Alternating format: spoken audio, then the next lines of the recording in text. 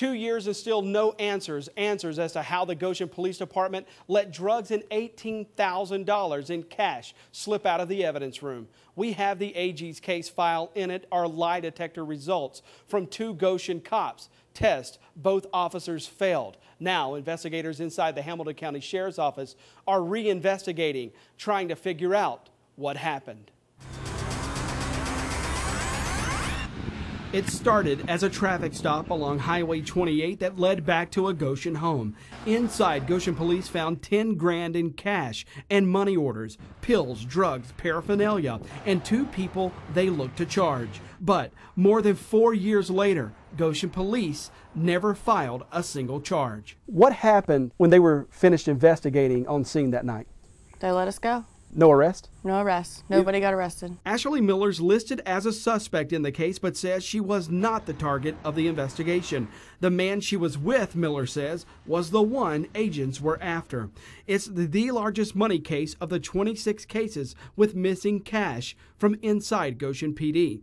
Miller had no idea when we interviewed her that Goshen cops had never filed a charge. But you watched them bringing drugs out of this house. Right. And money. Yes. And guns. And for 4 years and some months later to not have a charge in this case. Does anything about this make sense to you? Not at all. The BCI report shows similar things happened in all 26 missing evidence cases. Cops would make drug cases, seize money, drugs, and property, but never file a charge. Then a few years ago, investigators realized $18,000 disappeared from Goshen PD's evidence room. It's a mystery some of the state's best investigators haven't solved. It was inconclusive, not incomplete, but they just didn't arrive at any conclusion. BCI spent 11 months investigating. BCI records and sources close to the investigation tell us the state investigation focused on 3 cops with keys to the evidence room: Captain Bob Rose, Sergeant Don Hampton, and a female staffer. Rose and Hampton agreed to take BCI polygraphs. BCI could not track down the female staffer. We read Miranda rights. We only do criminal investigations. So I'll read those to you and then we'll jump in. BCI's files show both officers were asked a list of questions dealing specifically with the theft of drugs and money. The thefts involve 26 cases, all cases made by Sergeant Ron Robinson. Robinson declined an interview but told us he was not involved in any theft. The BCI file does not show that Robinson was ever questioned, but his name, along with Rose and Hampton's, is redacted because the AG's office says they're individuals thought to have potentially committed a crime. The state redacted parts of the investigation before releasing the investigative file to us. During Rose's interview, the agent honed in on missing money orders in one of Robinson's cases. What's going on? I don't know the details. I guess it was some sort of a cash. I don't know. Yeah, I'm a little baffled about that. Yeah, they just say no records.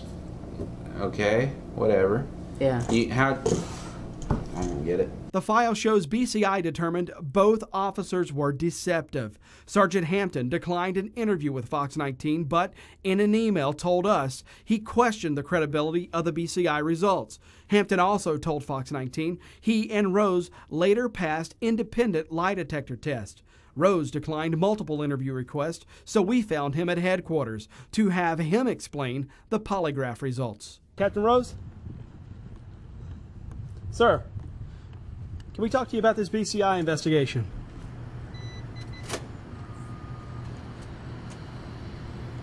Our analysis of the BCI file shows 97 total suspects, and despite cops finding drugs and cash in each case, 2/3 of the people involved in those cases were never charged. Of the 37 people charged, 75% of those cases were dismissed. Are you aware of any prosecutions that have had to be dismissed, charges dropped, cases dismissed as a result of this instance?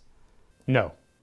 State investigators still don't know what happened to the $18,000 and drugs, and no one's been charged or accused of any crime in connection to this missing evidence. But there are still questions of officer credibility.